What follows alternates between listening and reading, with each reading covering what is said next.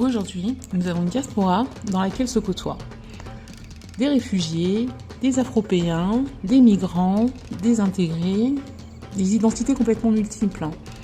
Comment fait-on pour créer une cohésion et des réseaux avec toutes ces disparités ? En fait, oui, il y a des disparités administratives, historiques, contingentes et contextuelles. On n'est pas tous arrivés ici dans les mêmes conditions, dans les mêmes objectifs ou dans les mêmes volontés. Donc du coup, il faut évidemment arriver à égaliser tout ça. Et puis surtout, on n'est pas forcément en même situation de solidarité selon la situation dans laquelle on se trouve. C'est-à-dire que pour moi, il y a des strates de solidarité, il y a des groupes à l'intérieur de la communauté. En tout cas, il y a des groupes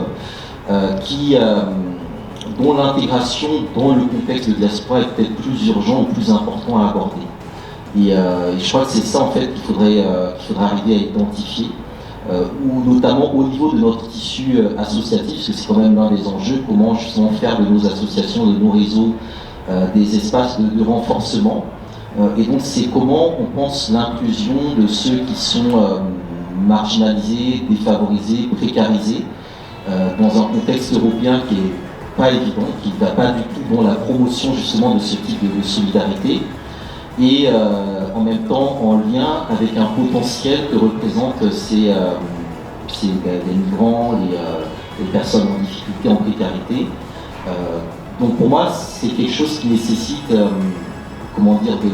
créer des espaces, de repenser la question des diasporas dans les politiques publiques. Et je pense qu'il y a aussi une nécessité de regarder dans le passé, dans l'histoire, quelles sont les expériences sur lesquelles on peut s'appuyer. Dizaine, quinzaine d'années, j'ai beaucoup travaillé dans mes études en Angleterre, je travaillais sur des personnages anglophones, et vers 2008-2009, j'ai beaucoup travaillé parce qu'au niveau de la communauté britannique, afro-britannique, il se posait par exemple la problématique de l'adoption transraciale, le fait qu'il y ait beaucoup d'enfants noirs adoptés en fait par des parents non noirs. Et en fait, pour eux, ça renvoyait plus à l'échec d'une génération de parents qui n'a pas su jouer ce rôle et qui était un peu le maillon faible dans une structuration intergénérationnelle.